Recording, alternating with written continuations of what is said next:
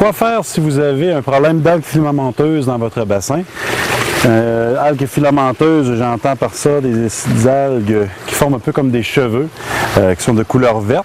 Ce ne sont pas des algues nocives, ce n'est pas des cyanobactéries ou des algues brunes, algues bleues, autres qu'on entend parler dans nos lacs du Québec.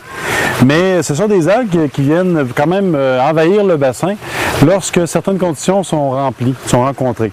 Entre autres, ceux qui ont des poissons, qui ont une concentration trop importante d'excréments de poissons ou de nourriture de poissons, vont se retrouver avec des surplus d'éléments minéraux dans l'eau qui va favoriser la croissance des algues.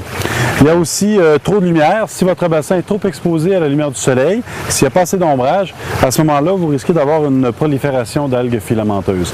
Ça peut être aussi justement une accumulation de matière organique qui est causée par des débris végétaux qui tombent dans votre bassin d'eau. On peut parler de feuilles mortes, de rognures de gazon lorsque vous passez la tondeuse qui vont tomber dans le bassin et qui vont causer lors de la décomposition une accumulation de matière organique et d'éléments minéraux qui vont encourager la prolifération des algues. Donc, c'est important de limiter les débris végétaux qui tombent dans votre bassin et de s'assurer d'avoir des plantes épuratrices aussi qui vont venir prélever les éléments minéraux en surplus et réduire la prolifération des algues. Ensuite de ça, vous pouvez installer des plantes ombrageantes dans votre bassin, donc des nénuphars, des nymphéas, différentes plantes comme des jacinthes d'eau. Vous pouvez mettre aussi des plantes flottantes comme des lentilles d'eau, des mini-fougères, tout ça.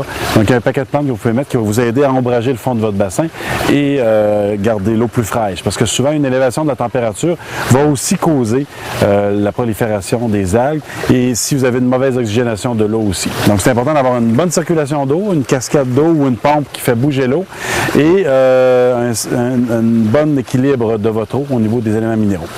Qu'est-ce que vous faites si vous êtes pris avec les algues? Eh bien, essayez de les enlever. Il n'y a pas de miracle à faire. Évitez surtout de mettre des algésiques chimiques. Vous allez déstabiliser complètement votre bassin, le déséquilibrer.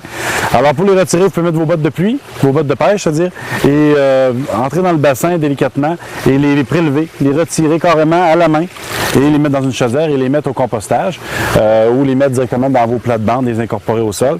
Sinon, si vous avez un programme de recueillette sélective d'ordures, vous pouvez les mettre au chemin pour que les soient ramassés par votre municipalité.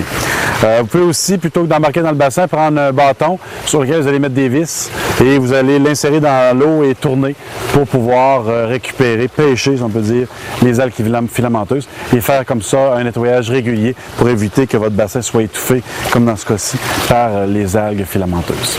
Alors, bonne chance!